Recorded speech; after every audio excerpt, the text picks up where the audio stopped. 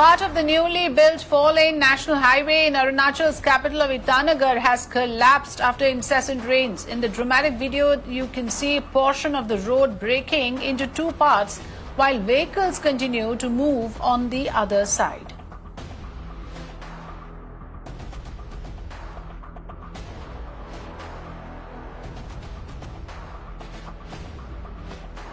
Well, look at those pictures. Absolutely shocking. The way the entire part of the road completely collapsed.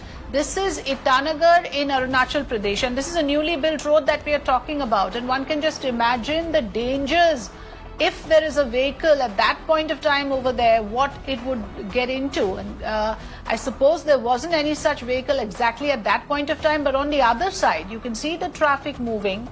This is a newly built four-lane national highway in Arunachal's capital of Itanagar that has collapsed, and how? After the incessant rains. The entire portion just crumbles after rains, and it has just disappeared from sight. A whole section of this four-lane road has completely disappeared in seconds. Within seconds, it has crumbled, and there you see one side of the road is there, the other side has completely collapsed.